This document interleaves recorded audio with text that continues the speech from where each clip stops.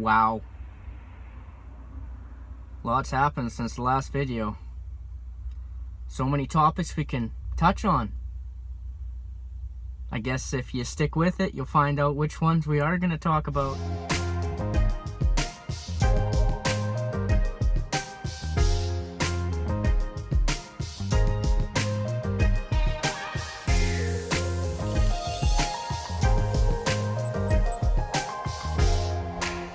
So we're on week 84 of COVID lockdown. And it's been a while since I've done a video, so I thought I'd do a little bit of a rant. For example, we've had a prime minister who's been locked up in his house for that said 84 weeks of COVID lockdown. And he finally comes out of his little hut to go to a rally. And that's fine. Totally fine. But doesn't that kind of go against everything that he's been talking about? Social distancing?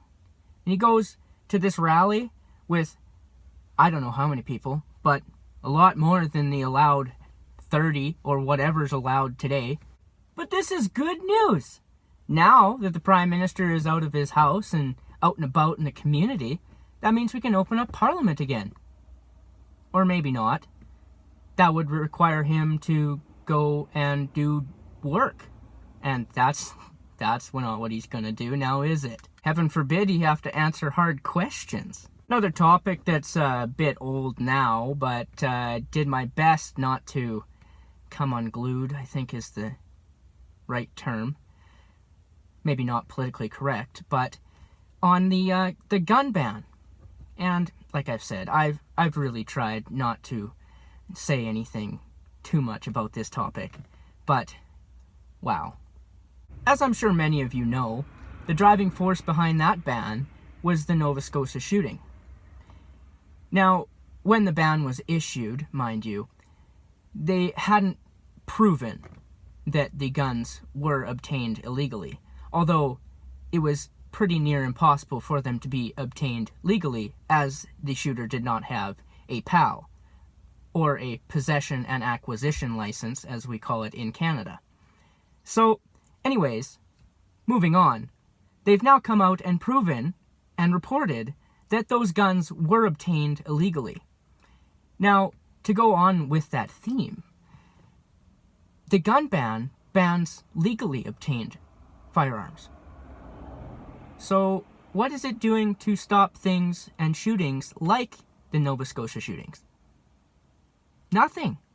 Last topic I'll touch on today is a little bit touchy, but what are my videos if they're not controversial? It's about George Floyd. What happened to George Floyd was absolutely despicable. And I am in no way ever condoning what happened to him. But, as many of you may know, those officers were charged with third-degree murder. Now that is an easy conviction. There's very, very little chance that the cops would ever get off on an innocent plea with third-degree murder charges. But they have pushed for second-degree charges, second-degree murder.